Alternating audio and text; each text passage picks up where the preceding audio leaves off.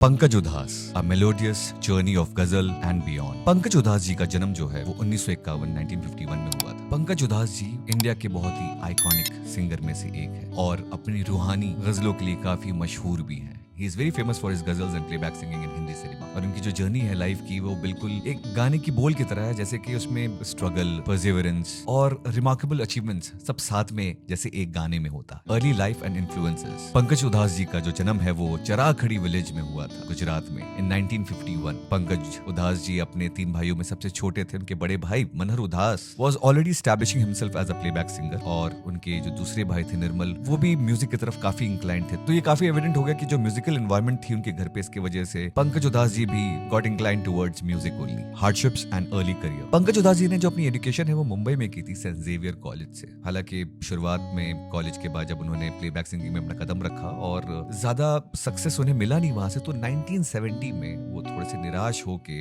वो थोड़े टाइम के लिए कनाडा चले गए थे। और यही वो वक्त था दौरान जहां पे उन्होंने जो अपना पूरा फोकस है वो गजलों की तरफ तवज्जो दिया और उन्होंने उर्दू सीखी। He started learning Urdu to better understand the poetry and how to express its essence through his singing. The Turning Point। 1980 में उनका जो पहला डेब्यू गजल एल्बम था आहट, उसने उनकी दुनिया बदल दी। ये जो एल्बम था ये काफी मशहूर हुआ और ऑडियंस से काफी रूबरू भी हुआ, क्योंकि उनके जो गाने थे मुकर्रर और तरन्नुम वो काफी बड़ी हिट हुई। क्योंकि उनके जो गाने थे मुकर्रर और Tarannum, it became a huge hit and उन्होंने अपने आप को एक प्रोमिनेंट गजल सिंगर स्टैब्लिश कर लिया था। He followed the success of several other critically acclaimed albums. और भी बहुत सारे एल्बम्स उन्होंने रिलीज किए जो कि काफी क्रिटिकली अक्लेम्ड थे और काफी सक्सेस उससे उनको मिला, including Mehfil, Nayaab and Aafreen, bridging the gap between ghazal and popular music. वैसे तो पंकज उधास जी का नाम हमेशा जब गजलों का नाम होता है तब लिया जाता है, लेकिन पंकज उधास जी ने काफी सारे हिंदी फिल्मों के लिए भी गाना गाया है। जैसे कि 1986 में 1986 में एक बहुत ही मशहूर गाना जो आपने भी सुना होगा,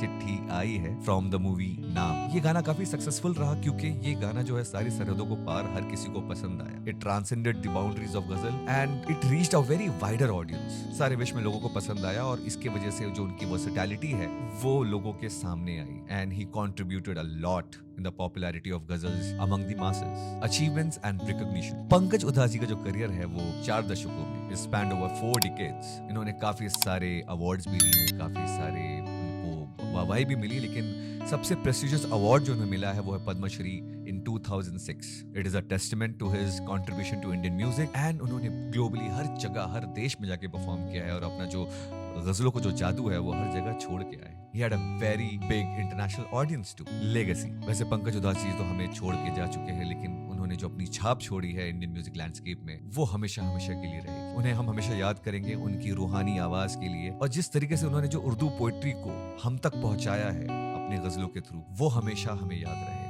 and his dedication to the art of ghazals. उनकी म्यूजिक हमेशा जिंदा रहेगी और हमें इंस्पायर करेगी और अपने नए नए ऑडियंस को कैप्टिवेट भी करेगी अक्रॉस जनरेशंस, क्योंकि आगे आने वाले जितनी भी जनरेशन है वो भी उनके गाने को बिल्कुल सुनेंगे और अप्रिशिएट करेंगे, which will solidify his position as one of the legend in the world. क्योंकि पंकज उधास जी थे तो एक legend in the world of ghazals and Hindi music.